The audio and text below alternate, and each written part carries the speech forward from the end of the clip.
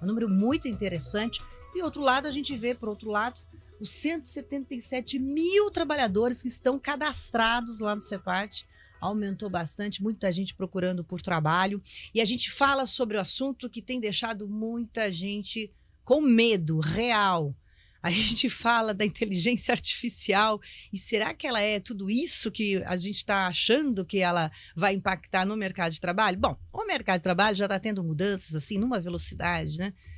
Ter que mudar o mindset, ter que mudar a relação com o horário. A gente já veio aí de uma transformação sobre trabalhar em escritórios compartilhados, trabalhar em casa, trabalhar na empresa, tornar híbrido também esse relacionamento, enfim, tantas e tantas coisas. Aí chega mais um item para deixar muita gente preocupada. A Leila Santos está aqui com a gente, ela tem mais de 20 anos trabalhando como coach de líderes em empresas, atende clientes muito importantes, interessantes aqui, até para a gente citar, para vocês entenderem a experiência dela.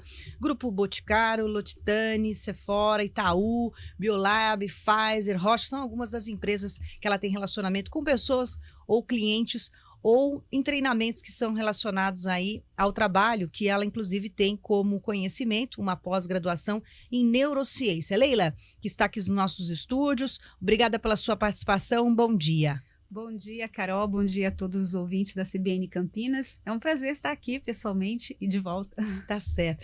ChatGPT, por que ele está deixando tanta gente preocupada e nervosa? É mais ou menos parecido quando a gente teve a introdução dos computadores no nosso dia a dia? Olha, o ChatGPT ele é um exemplo de algo que marca um momento histórico da humanidade. Nós estamos sim vivendo um momento de inovação, uma onda de inovação que, segundo alguns executivos aí de grandes empresas como Apple, Google, falam que esse realmente é um dos maiores movimentos da história. Nós vivemos um movimento parecido, sim, quando a gente teve a introdução dos computadores de grande porte, até os computadores pessoais. Depois a gente teve aí o surgimento dos primeiros celulares, a internet e depois os smartphones. Então, aquilo que antes estava restrito ao ambiente de uma empresa passou a estar nas nossas mãos. E o ChatGPT, ele traz a questão da inteligência artificial, que antes também estava restrito ao universo científico, acadêmico, para a mão de todos nós. E isso assusta, principalmente pela velocidade, né, que essa tecnologia chega na mão de todos. Só para a gente ter um exemplo, o TikTok, uma ferramenta que todo mundo conhece, levou aí cerca de 9 meses para atingir 100 milhões de usuários. O ChatGPT fez isso em apenas 2 meses. Então, a velocidade que todos nós passamos a ter acesso à tecnologia está cada vez maior. Inclusive, desculpa, de uma versão para outra do ChatGPT, muita gente relatou que houve um avanço enorme, assim, porque tem alguns assuntos que ele não dava respostas assim, digamos assim, consistentes, né? Mas tem gente que já até usa para trabalhar. Eu tenho amigos advogados que dizem que o que é impressionante o que o ChatGPT faz, até amigos jornalistas também que dizem isso. Enfim, até no próprio ChatGPT a evolução já foi grande de um curto espaço de tempo, né, de uma versão para outra. Né? Sim, porque a base da tecnologia é o que a gente chama de aprendizado de máquina e rede neural profunda. O que significa isso? O sistema tem capacidade de aprender. Então, o fato de a gente ter uma versão gratuita disponível significa que todos nós estamos colaborando para continuar alimentando essa tecnologia, porque ela foi alimentada com base de dados baseadas em artigos, livros, conteúdos da internet, mas ela está alimentada até o ano de 2021. Então, é engraçado que, dependendo da pesquisa que você faz, ele vai dizer, olha, baseado nos dados até 2021, são essas, mas a gente continua alimentando. Então, nós todos estamos colaborando para o desenvolvimento dessa ferramenta. A pergunta é, ele vai substituir o ser humano? Olha, outro dia eu ouvi uma frase, não recordo quem falou, mas eu já estou me apropriando dela porque eu achei incrível, que fala o seguinte, o ser humano ele não vai ser substituído pela máquina, mas vai ser substituído por outro ser humano que sabe usar a máquina. E é nisso que eu acredito. Significa que todos nós, profissionais e empresas, nós não podemos ignorar essa onda. Né? Então, assumir a postura de negação, isso é uma modinha, vai passar, ou isso não vai atingir o meu segmento, é perigoso. Assim como é perigoso também assumir aquela postura do pânico, que paralisa. Que a maioria está nesse momento. Exato. Então, o meu conselho para as pessoas é: sejam curiosos, leiam, pesquisem. Qual é o grande avanço nisso? Nós não vamos ser substituídos, nós podemos potencializar o nosso trabalho. Por exemplo, eu gastava horas e horas de pesquisa para poder escrever um artigo. Eu posso reduzir esse número de horas, né, de dias, para poucas horas. Mas o trabalho humano, que é pensamento crítico, a curiosidade, né, o aspecto ético, moral, é nosso, nada vai substituir. E é isso que a gente vai precisar ter mais tempo para aquilo que só depende da gente. Leila, inclusive a minha próxima pergunta vem nesta direção. Existem alguns trabalhos e profissões em que é a personalidade do indivíduo, do profissional, que faz a diferença no mesmo conteúdo que já é apresentado por outros. Então, você acredita que em algumas profissões eu possa fazer uso do ChatGPT ou de outras tecnologias da inteligência artificial, mas se eu não colocar esse olhar diferenciado, humano, e se eu não colocar um traço da minha personalidade, não será um diferencial e aí a gente também corre problemas? Olha, o autoral, né, o nosso diferencial é a nossa marca. Então, eu posso ser um advogado que utiliza, faz pesquisa, mas é a minha própria característica de distinguir o certo do errado, de dar realmente alinhar ali o meu propósito. Eu quero trabalhar com esse tipo de assunto, ou, por exemplo, eu sou um jornalista, eu vou poder acelerar aquele trabalho que antes me toma tempo para o operacional, para dedicar mais tempo para o estratégico, para o autoral, para personalização, digamos assim. Então, basicamente, dá para dizer o seguinte, que você está dizendo que as pessoas que souberem lidar melhor com essa tecnologia vão se dar bem. Então, tem tanto a parte de saber, por exemplo, o próprio ChatGPT, você tem que saber o que escrever, Sim. Saber exatamente a melhor forma de perguntar para ele alguma coisa para ele te dar a resposta que você quer e também depois analisar se aquela resposta faz sentido dentro do seu âmbito profissional, né? Então, é mais ou menos esse sentido. As pessoas ainda farão a diferença por saber utilizar melhor ou não a ferramenta e as informações, né? Exato. Inclusive, agora no início de maio, o Fórum Econômico Mundial liberou o relatório que fala do futuro do emprego, futuro do trabalho. E diz o seguinte, que em torno de 6 em cada 10 trabalhadores vão precisar de capacitação ou reciclagem para esse novo cenário.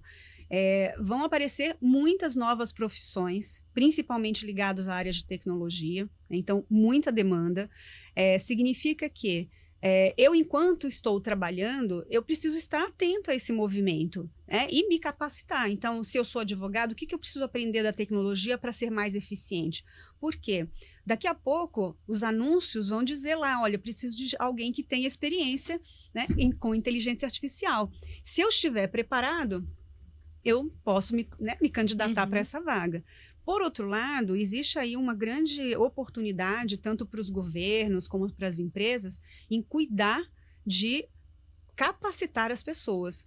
Novos cursos na área técnica, cursos profissionalizantes, reciclagem, né? Agora, nesse mesmo relatório, ele diz que uma das características, né, fora esses treinamentos mais técnicos, uma das habilidades que precisará ser treinada é o pensamento criativo e o pensamento crítico.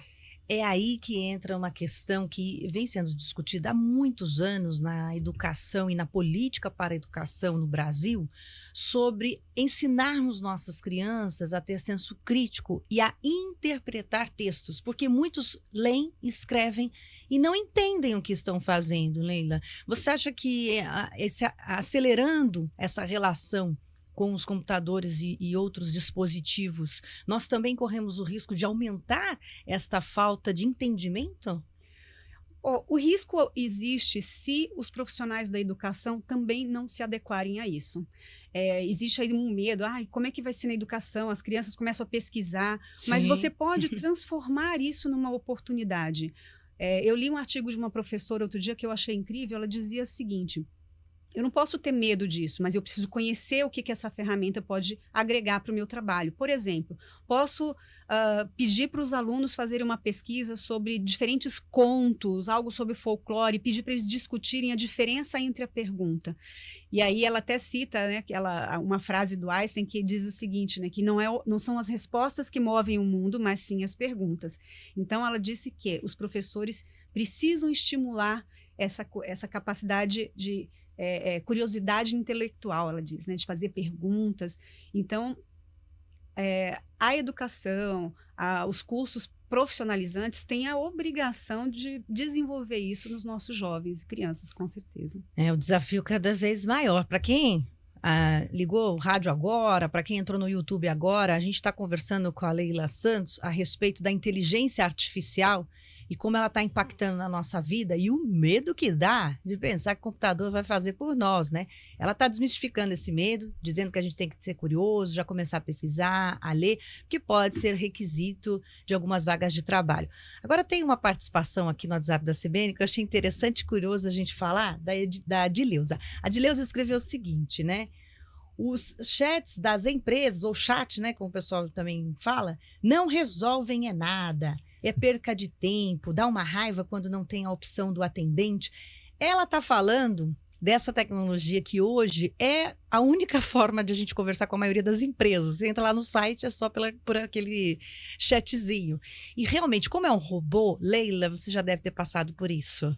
É muito frustrante, porque se você tem uma questão ou um problema com a empresa que foge ao padrão da maioria, você não consegue ser atendido, né? Exato. É que esse sistema chama chatbot, né? E ele é pré-programado. Então, alguém vai lá e pré-programa. Se você perguntar algo fora daquilo, ele não te dá resposta. Eu sempre fico nessa situação. É um terror. Não sei se é porque a gente é jornalista. Eu evito usar, porque eu vejo que não vai dar em nada, procuro outros canais. Né? Eu concordo com a Adileuza aí, esses chat precisam aí serem aperfeiçoados, talvez com o chat GPT, utilizando essa tecnologia ali, talvez melhore, aí talvez ele renda mais frutos, digamos assim. Né? Mas é então diferente do GPT, então. Sim, porque esses chatbots que a gente está acostumado, eles são pré-programados, então eles têm lá um script fechado, que pode ser alimentado, dependendo da empresa, se ela vai analisando isso, mas ele não tem, né, as tecnologias de inteligência artificial. Mas deve evoluir para isso, porque essa área de atendimento é uma das áreas que vai ser bastante impactada por isso. A gente já trouxe aqui também o Luciano Itamar, que é da frente de tecnologia e informando que até 2025 mais de 700 mil vagas estão e ficarão abertas para profissionais e não estão conseguindo ocupar essas vagas porque as pessoas não têm conhecimento sobre tecnologia da informação, por exemplo. Então são áreas que estão realmente no momento, não dá para ignorar. Agora, Leila, vamos fazer uma fofoquinha aqui. Tem muito executivo de alto padrão que também está com dificuldade? Porque, assim, a gente vê que você tem bastante experiência e atende todo tipo de público, porque, assim, às vezes nós nos desvalorizamos, né? Achando que eu sou simples, não tenho formação, ou tenho um cargo, uma função menor, quem sou eu diante do mercado de trabalho? Mas os executivos, quem tem cargos de chefia, de alto escalão, também tem dificuldades? Como que você tem sentido isso? Sim, ainda existe, eu falo que é uma ignorância digital, né? Esse termo não é mais adequado, mas tem pessoas que ainda são resistentes por entenderem que, não preciso disso, né? Isso não me afeta. Mas, sim, existem alguns executivos que buscam trazer pessoas capacitadas, enriquecer o time com conhecimentos diversos, capacitações diferentes, e eles vão, através da equipe, se atualizando, não é? Agora, existem pessoas, principalmente profissionais da área mais da tecnologia, que estão mais antenados e vão se adaptando mais rapidamente. O que acontece é o seguinte, nós, eu me coloco dentro desse quadro, não somos nativos digitais, a gente teve que aprender tudo isso ao longo do tempo. Esse aprendizado contínuo, ele não pode parar. E agora, como eu mencionei anteriormente, a velocidade disso, a gente está sendo atropelado por essas coisas, né? Mas sim, existe dificuldade de alguns, principalmente as pessoas que são mais velhas, né? Ou estão muito acomodadas assim, eu tenho muito tempo de casa, não se atualizaram. não tem a ver com a idade, mas pela acomodação dentro daquele ambiente, do status quo, entende? Tá certo. Então, essa informação é para deixar todo mundo mais tranquilo, sem ansiedade, sem ficar angustiado. Essas mudanças estão chegando para todos nós e nós vamos superar isso com certeza. Leila, quero te agradecer pelo bate-papo, muito informativo e produtivo para nós aqui. Eu que agradeço. Um abraço, Obrigado. até a próxima. Até. CBN Campinas. Oferecimento Recap, Sindicato dos Postos de Combustíveis.